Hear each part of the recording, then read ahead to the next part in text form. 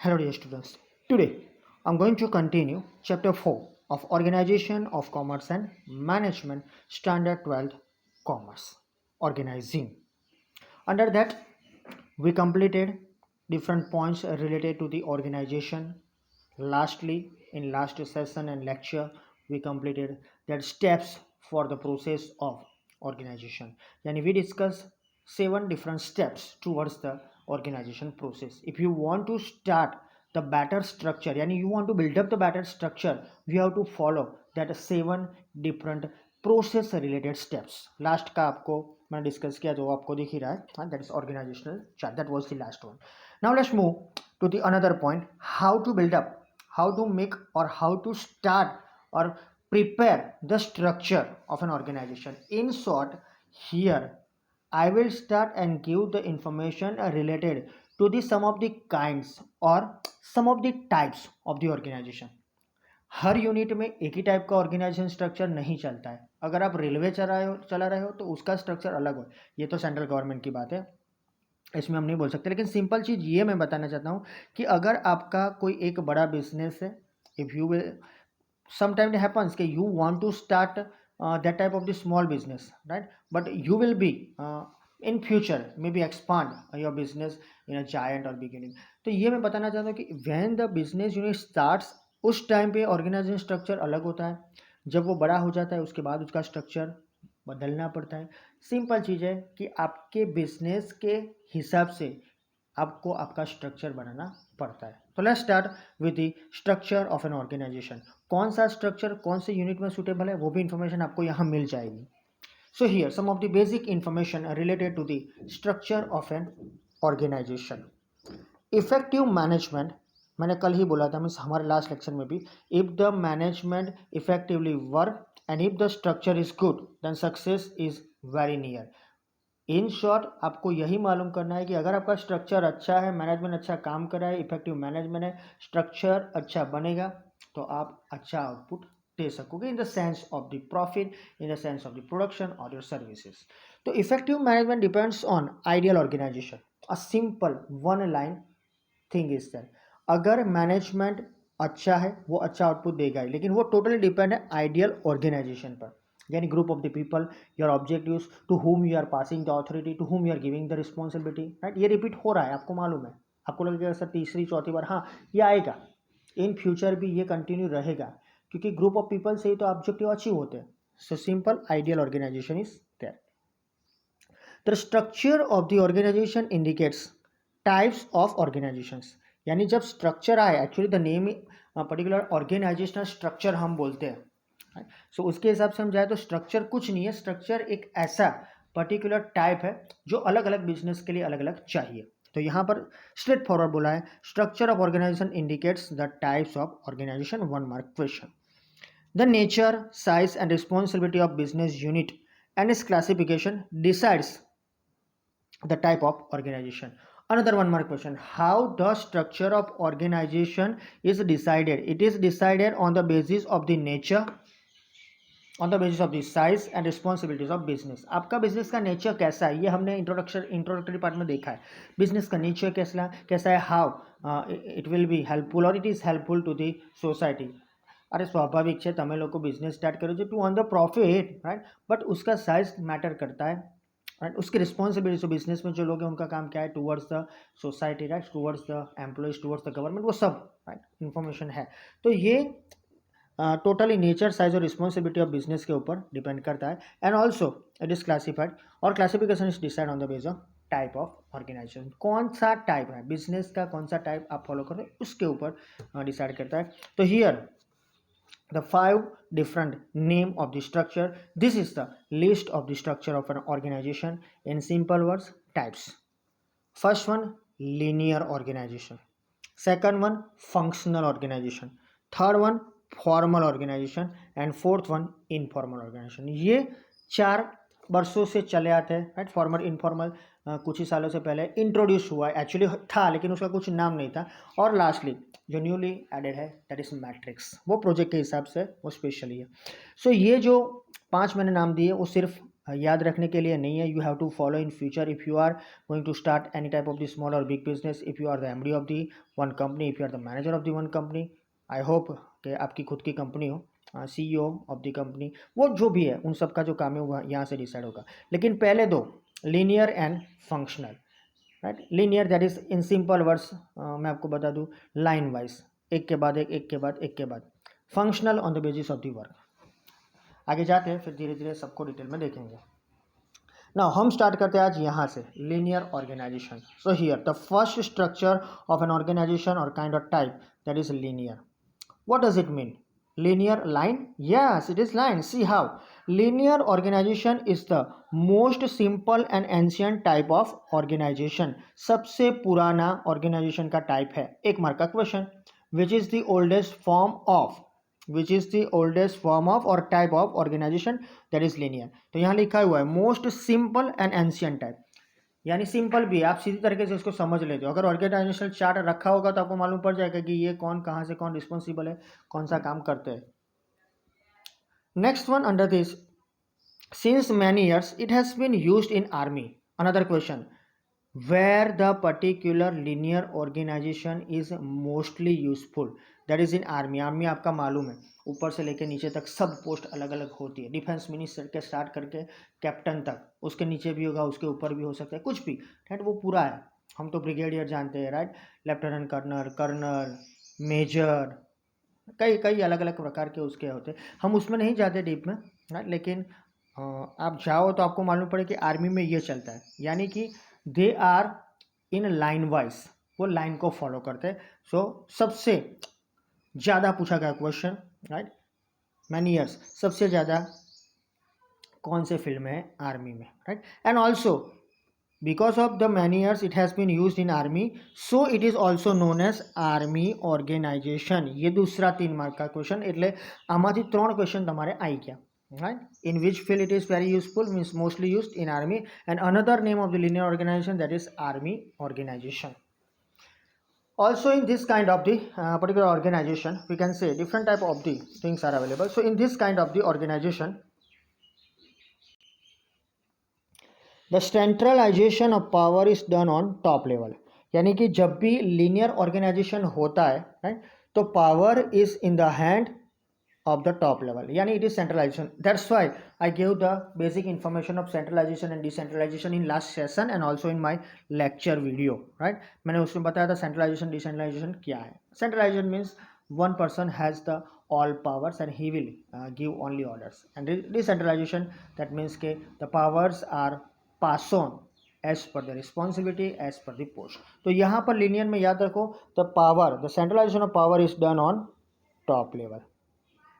तो ये जो पावर है, राइट, ये हमेशा टॉप लेवल पर होगा. अनदर क्वेश्चन 1 मार्क, कहाँ पर होगा, टॉप लेवल पर. सबसे ज़्यादा power, the distribution of power and responsibilities is done in straight line from top to the bottom level. अब तो आपको मालूम पड़ गया होगा कि जब पावर ही सबके पास पावर नहीं होता है और सबका पावर एक ही पर्सन के पास है, सेंट्रलाइजेशन है, तो देयर मस्ट बी के distribution of that power and responsibilities is done in straight line. यानी एक आदमी के पास सेंट्रलाइज बेस पर पावर है, वो पास ऑन करता है, that is the MD. We can say the top most, the superior, right, chairman, vice chairman, MD. MD company level है तो हम चेयरमैन से, वाइस चेयरमैन से, एमडी से सब अलग अलग होते हैं, राइट. जीएम, सीईओ, उसके पहले भी बोर्ड ऑफ डायरेक्टर्स, तो ये सब, तो they will pass on the power and also responsibilities. That is done always in straight line. वो सीधी लाइन से ही जाएगा, सीधिलिटी in short, right, from top to bottom. Another 1 mark question, कहाँ से कहाँ जाएगा, टॉप टू बॉटम. यानी we can say in the linear organisation the power and responsibilities are downward.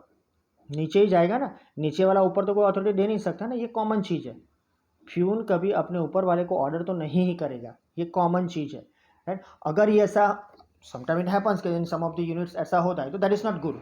It is against the linear organisation और it is against the particular work.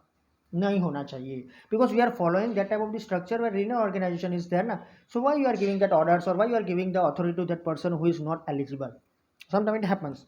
तो straight line होगा top to bottom. अच्छा, as the distribution of power is in straight line from top to bottom level, it is called linear organisation.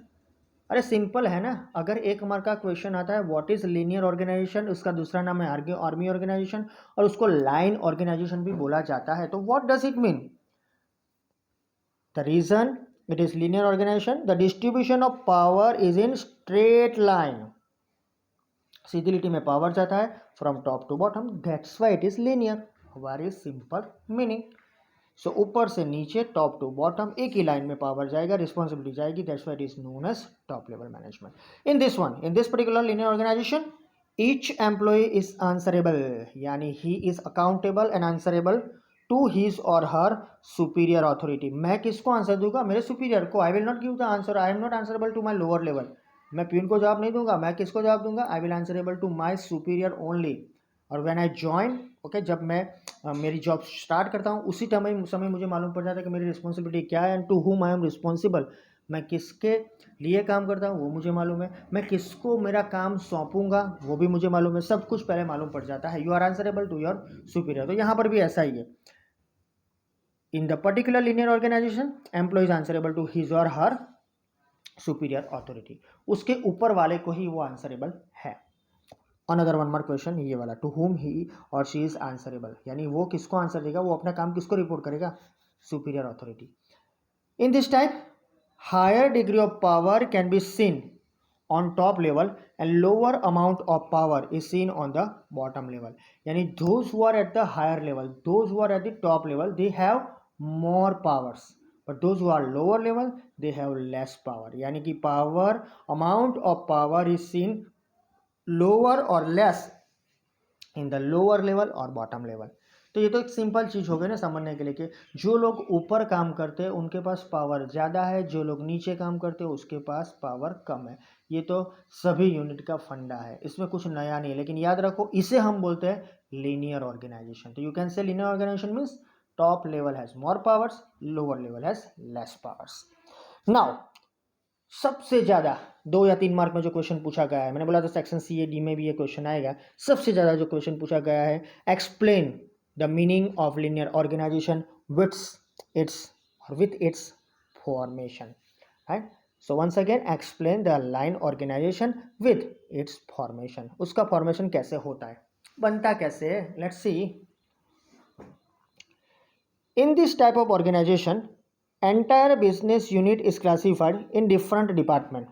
ये तो बहुत अच्छी बात है, हमने ये चैप्टर 9 OCM में लास्ट ईयर सीखा है, आपको मालूम का इंटरनल में डिपार्टमेंटल स्टोर्स में, ये यहाँ मैं इसलिए ज्वाइन करता हूँ कि उसमें भी आपको मालूम था कैसे वो डिपार्टमेंटल स्टोर कहा जाता है। Like that here also line organization is there and under this one classification is there in the different department. कल ही मैंने समझाया था क्लासिफिकेशन क्या है, राइट, हमारे सेशन में भी समझाया क्लासिफिकेशन कैसे होता है, राइट। वो शॉपिंग ट्रॉली के बारे में मैंने आपको एग्जांपल भी दिया था, उसके हिसाब से आपको मालूम है। तो ये क्लासिफिकेशन जो होता है it is classified in different department, अलग अलग डिपार्टमेंट में उसको क्लासिफाइड किया जाता है। तो ये एक इसका यूनिक पॉइंट है 1 मार्क के लिए। एज पर ईच सेक्शन और area a separate departmental head is appointed. अगर आपने एक डिपार्टमेंट ही अलग लिया हुआ है, आपको दिया गया है, तो उसके हिसाब से एक डिपार्टमेंटल हेड भी होगा। तो as per your section, as per your area, one separate HOD, head of the department. वो जनरली HOD जो वर्ड है मोस्टली इंस्टीट्यूशंस के लिए लगता है, लेकिन हमारे लिए बिजनेस के लिए departmental head, that is good. फिर कई बार ऐसा भी होता है कि सर HOD भी बोला जाता है, डिपार्टमेंटल हेड तो हेड ऑफ द डिपार्टमेंट, लेकिन वो हम जनरली इंस्टीट्यूशंस के लिए लगाते हैं। यहाँ पर हम वर्ड यूज करते हैं departmental head, that is appointed. तो he is appointed for that particular department. This departmental head is answerable to the superior head of his और हर ओन एरिया। अब उनके भी ऊपर कोई होगा ना, बिकॉज ऐसा नहीं है कि employee only answerable to their upper level और टू देयर टॉप लेवल, और employee answerable to their superior authority, right. जो भी हर कोई एम्प्लॉय है, देखो मेरी खुद की कंपनी है नहीं तो मैं एम्प्लॉय हो गया, मेरी खुद की कोई बड़ा सा यूनिट था उसमें मैं जॉब कर रहा हूँ, मेरी खुद की वो यूनिट नहीं है तो मैं एक पर्सन ही हूँ जो पैसे लेके सैलरी के काम करता हूँ, ऑल आर देयर, राइट। सिवाय के some of the students, some of the people, right, जो वहाँ काम करते हैं वो ऑथोराइज कोर कमेटी के कहे जाते हैं, तो वो उनकी कंपनी कही जाती है। बाकी अगर गवर्नमेंटल हिसाब से देखा जाए, अगर आप देखें जो 11 के हिसाब से, तो आपको मालूम है कंपनीज के टाइप क्या है, तो कोई उसका ओनर नहीं है ना, the true and real owners are the shareholders. तो इसके हिसाब से भी superior, in short keep in mind you are answerable to your superior wherever and whatever your particularly your designation is there. आपका काम क्या है, आप कौन हो, ये मायने रखता है in the sense of the taking decisions, लेकिन आप आंसरेबल हो आपके ऊपर वाले को। Okay, so that is own area. तो ये भी एक मार्क का क्वेश्चन होगा। The area head is given all the necessary power needed as per his और हर डिपार्टमेंट। तो जो यहाँ पर डिपार्टमेंटल हेड अपॉइंट हुए as per their section, as per their area, वो अपने सुपीरियर को आंसरेबल है, लेकिन वो एरिया हेड जो है right is given all necessary power, उन्होंने भी पावर दे रखे हैं राइट, और उनके पास भी पावर है, they needed power as per his और हर डिपार्टमेंट। तो उन्होंने थोड़ा बहुत पार्ट लोअर लेवल को भी दिया होगा, लेकिन उनके पास पावर चाहिए तो भी वो डिपार्टमेंट हैंडल कर सकेंगे ना। अब छोटी छोटी बात के लिए आप अपर लेवल को यार अपने ऊपर के टॉप लेवल को क्यों डिस्टर्ब करना चाहते हो, राइट, सिंपल चीज़ है ना। प्रोडक्शन में कोई प्रॉब्लम है, आप प्रोडक्शन हेड हो तो you can take the decision, आपके पास अथॉरिटी है, प्रोडक्शन हो रहा है, प्रोडक्ट अच्छी नहीं आ रही तो you can stop that one. Product में कोई प्रॉब्लम है तो आप बंद करवा सकते हो, आपके पास ऐसी तो अथॉरिटी होनी चाहिए ना, तभी आप प्रोडक्शन हेड कहलाओगे। So in this type of the organization, division is not done according to the work, but according to the departments. ये इसका एक पॉइंट है जो लिमिटेशन में भी कन्वर्ट हो सकता है, क्योंकि यहाँ division is not done according to the work, आपके काम के हिसाब से आपका डिवीजन नहीं होगा, लेकिन डिपार्टमेंट के हिसाब से होगा। यानी you are the part of one department, right, आप काम करो ना करो you will get the output, लेकिन वर्क बेस पर होगा, वो हम देखेंगे नेक्स्ट में। लेकिन यहाँ पर वर्क बेस कुछ नहीं है, तो not according to the work but according to the departments. So ये याद रखो, यहाँ डिपार्टमेंट के हिसाब से ही आपको काम मिलता है, वर्क के हिसाब से नहीं। So hence it is also known as departmental organization. तो तीसरा नाम आया लीनियर लाइन, वो तो सेम है आर्मी ऑर्गेनाइजेशन, और तीसरा है डिपार्टमेंटल ऑर्गेनाइजेशन, क्योंकि यहाँ डिपार्टमेंट के वाइज काम होता है। तो what is the reason why it is known as departmental organization? Because यहाँ डिवीजन होता है, नहीं होता है एक्चुअली वर्क के हिसाब से, but it is according to the department. So यहाँ डिवीजन होता है डिपार्टमेंट के हिसाब से, that's why it is known as departmental organisation. आपको लगेगा एक एक लाइन में एक एक क्वेश्चन सर बोले, आएंगे इससे भी ज़्यादा क्वेश्चन आएंगे, मैंने तो 6 7 8 10 ही बोले अभी 2 पैराग्राफ्स में, राइट। अब देखो पढ़ो, आपके दिमाग में भी आएंगे, right. It is very simple, but जब करोगे तब थोड़ा हार्ड लगेगा, लेकिन पढ़ना तो पड़ेगा। That's why line by line में चाहता हूँ। So the linear organization structure can be best seen with the help of the following diagram. अब जो क्वेश्चन आता है, मैंने बोला what is the meaning of linear organization, explain it with the formation. तो whenever the formation is there you have to draw this diagram. अगर आपको कुछ भी नहीं बोला गया है और आपको बोला गया है सिर्फ लाइन ऑर्गेनाइजेशन पर short note on line organization, तो मीनिंग दो, उसके बाद फॉर्मेशन की ये इन्फॉर्मेशन दो, and then after the best one and the best output of this linear organization is this diagram. ये डायग्राम बहुत ज़रूरी है, ये लाइन ऑर्गेनाइजेशन का डायग्राम है, आपको मालूम पड़ गया होगा अब क्या है ये। अगर पूछा जाए तो सिंपल आप इसको ड्रॉ कर सकते हो। लिखो line organization starting with board of directors, उसके बाद जनरल मैनेजर। ये देखो बरसों से शुरू हुआ है, अभी तक चल रहा है, उसके हिसाब से बाकी जनरल मैनेजर के साथ सीईओ भी आपने टॉप लेवल में देख लिया है हमने, राइट। उसके साथ बोर्ड ऑफ डायरेक्टर्स के साथ कई अलग अलग लोग भी जुड़ जाते हैं, लेकिन हमको यही फॉलो करना है because you have to get the mark. आपको मार्क लेने हैं तो आपको यही फॉलो करना पड़ेगा because it is in the book, है। हाँ, आप इसके ऐसे करो या कोई अलग से ड्रॉ करो, लेकिन आना तो लाइन बाय लाइन ही चाहिए।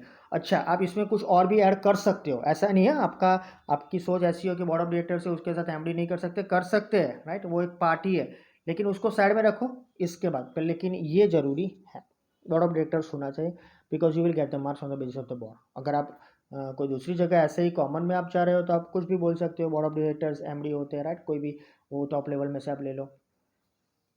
ऐसा तो हमने टॉप लेवल में देखा था तब बोर्ड ऑफ डायरेक्टर्स और जनरल मैनेजर दोनों साथ में थे, लेकिन जब डिपार्टमेंट वाइज उनको काम देना होता है तब यहाँ देखो बोर्ड ऑफ डायरेक्टर्स बीओडीज, उसके बाद जनरल मैनेजर। अब देखो general manager give authority and work to the 3 different department, यहाँ 3 ही दिए हुए हैं, production department, administrative department and sales department.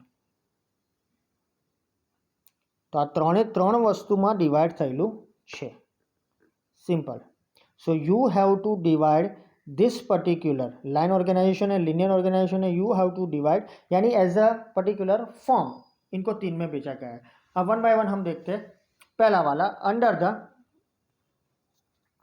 Production department, there are two different officers: purchase officer, production officer. Purchase officer will purchase the raw material related things or raw materials, whereas production officer will start the product. Under the purchase officer clerks are there.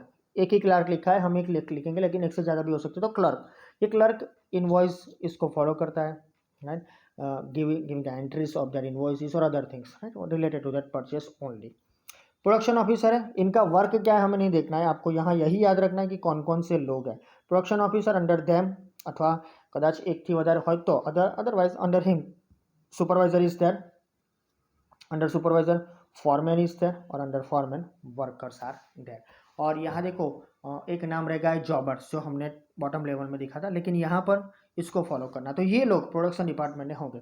तो production department is divided under the two different type of the things, और under the production department two officers are there. So यहाँ सब common होगा. General manager 3 में divide किए, ये production department ने 2 officer को डिवाइड किया, एडमिनिस्ट्रेटिव ने 2 को, सेल्स ने 2 को. तो याद रखो फॉर द MCQs, ये आता है इजीली, आपको मालूम पड़ गया. तो administrative department under the department under that HOD, अथवा तो આપણે કહીએ મેં કહ્યું પ્રમાણે departmental head. So under departmental head of the administrative officer is there, different clerks are working, and also accounts officers are there, or account officer is there, different clerks are there. अब clerks को senior, junior, head, right, वो सब में हम divide करते हैं. ये clerks है, क्लर्क्स की कोई लिमिट नहीं होती है, जैसा काम वैसे उसकी स्ट्रेंथ. तो ये हुआ एडमिनिस्ट्रेटिव डिपार्टमेंट. अलग अलग जगह पर अलग अलग होते हैं. हम अगर लाइन फॉलो करते हैं तो आपको यही 2 में इसको बांटना पड़ेगा. Third one that is sales department, main department, जो प्रोडक्शन हुआ उसको मार्केट में डालना पड़ेगा. तो under sales department sales officer is there and also advertisement officer. अब कई बार ऐसा होगा कि एडवर्टीजमेंट जो होता है वो सेक्शन सेल्स में ही डाल देते हैं, अलग से सेल्स ऑफिसर ही उसको हैंडल करते हैं, लेकिन यहाँ पर आपको अलग दिया, तो याद रखो sales officer and advertisement officer. ये जो सेल्स ऑफिसर है उनके अंडर होंगे ढगलो એટલા માટે કહું છું કે नो लिमिट्स, राइट, सेल्समैन. अब यहाँ एक नाम नहीं दिया गया, सेल्स एग्जीक्यूटिव, उसको भी आप डाल सकते हो, राइट. तो टीम मैनेजर, ये मैंने आपके कॉल भी बोला था. और under the advertisement officer different employees are there, they are not salesman. Advertisement है वो सेल्समैन, गुड्स को सेल्स करने नहीं जाते, वो याद रखना. वो डिफरेंस क्या है बीच में हम देखेंगे 10th चैप्टर में डिटेल में, लेकिन अभी के लिए याद रखो कि सेल्स ऑफिसर के अंडर में होते हैं सेल्समैन. एडवर्टीजमेंट, जो हम जाहिरात देते हैं, एडवर्टीजमेंट देते हैं, उसके अंडर में होते हैं एम्प्लॉइज. तो this is the basic and we can say the linear related type of the diagram. You can easily understand the structure through this. आप इसको ऐसे ही ड्रॉ करें तो अच्छा है, राइट. इससे बेटर कोई ऑप्शन है नहीं, आई थिंक. सो इसको फॉलो करें.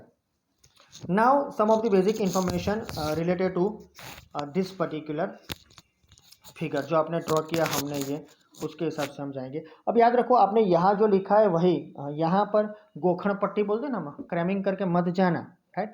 What ever the particular return things are there in the particular type of the diagram, you have to give details of the diagram here. अगर फॉर्मेशन आता है तो उसमें डायग्राम भी आता है, उसमें उसकी डिटेल्स भी आती है. कैसे क्या है यहाँ पर देख लो. In linear organisation the greatest power is seen with the board of directors. 1 mark question. सबसे ज़्यादा पावर कौन किनके पास है? Board of directors. देखो ऊपर हमने देखा, पिक्चर में आएगा आपको, आपके पास बुक के पेज नंबर 39 में आपको दिखता ही है, हाईएस्ट पावर इनके पास है, बोर्ड ऑफ डायरेक्टर्स, राइट. उसके बाद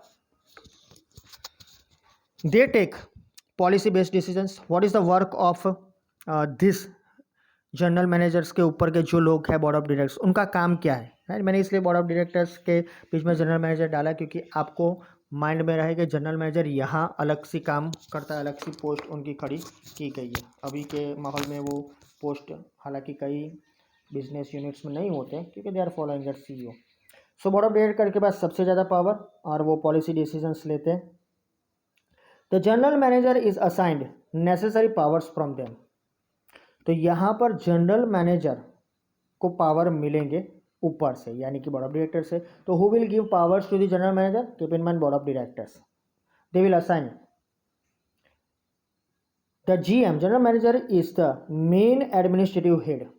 1 मार्क का क्वेश्चन जो होता है वो, GM कौन है, जनरल मैनेजर कौन है? मेन एडमिनिस्ट्रेटिव हेड, यानी उनके पास ही एडमिनिस्ट्रेटिव रिलेटेड सब इन्फॉर्मेशन आएगी, उसको ही वो सॉल्व करेंगे. नहीं होगा तभी वो बोर्ड ऑफ डायरेक्टर के पास आएंगे, क्योंकि board of directors BOD is already completed and already done their work. They take the decisions, policy decisions. So now it is the work of the administrative head to put into practice.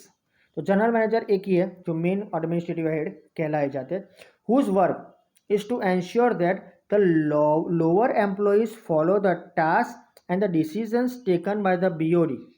यानी अगर एक mark का question है what is the work of the administrative head, यहाँ administrative head है GM general manager, तो उनका काम क्या है, whatever the work is given to the employees, whatever the task is given to the employees, they are working on the particular policy decision based और not. जो भी कहा गया है, जो पॉलिसी डिसाइड की है उसके हिसाब से वो काम कर रहे हैं या नहीं कर रहे हैं. और another thing, lower employees are following the work or not, जो टास्क जो हम बोलते हैं. एंड ऑल्सो डिफरेंट डिसीजन जो डायरेक्टर ने लिए वो मैंने बताया. आगे, the above given chart is divided into. अब यहाँ आपको जो इन्फॉर्मेशन देनी है जो हमने दो ऊपर देखे उसके बाद कि the particular chart is divided into production department, administrative department and sales department. 3 parts, एक मार्क का क्वेश्चन, क्योंकि हम बुक को फॉलो करते हैं इसीलिए. तो 3 पार्ट में वो डिवाइड हुआ है. As per the important work in each department, purchase, production और sales officers etcetera are appointed. So why this appointment is done? To do the work better. अगर ऐसा भी क्वेश्चन है कि why the 3 departmental heads are required और why the particular department is in need of the some of the expert और some of the officers. ये department तो खुल गए तो ये ऑफिसर्स की क्यों जरूरत है? To do the work in a proper way, यानी इंपॉर्टेंट वर्क इनके पास होता है इसीलिए.